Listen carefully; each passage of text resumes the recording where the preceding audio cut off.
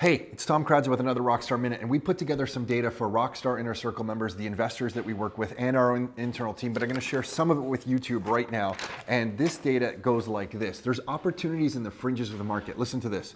We took the average sale price of 3-bedroom homes in all the cities from Toronto, so including Toronto, and going east and west and north. And when we compared that to the data of 3-bedroom rental properties, so properties that went up for rent that were the same as the properties going up for sale. And we looked at that all over the city. And some interesting data comes out of that. So I don't want to compare it to Toronto proper because the average 3-bedroom house in Toronto proper is 1.4 million. Toronto is obviously is always going to have a premium. And the average price of rent in the last 90 days of 2019 in Toronto proper on a 3-bedroom house was $3,672. All right, but that's not what I'm interested in. Check this out. If we go, let's go west of Toronto a little bit and we look at Mississauga. The average price of a 3-bedroom house in Mississauga last quarter of 2019 was $927,868. Now, if we look at, compare that to Hamilton and St. Catharines, check this out. In Hamilton, the average price of the same home was $535,732.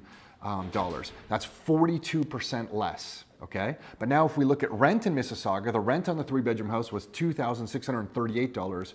The rent in Hamilton was $2,132. So the price of the home is 42% less, but the price of rent is only 20% less. That's why we play on the fringes of the market. There's opportunities on the fringes. If we go further and look at St. Catharines, the price of a 3-bedroom house is 53% less than Mississauga, but rent is only 29% less. So we can buy prices for way less than more in the core of Toronto, but rents aren't quite as low. So we have a little bit of an arbitrage opportunity there. If we go north in Barrie, because the same thing applies here, prices are 49% less compared to Mississauga.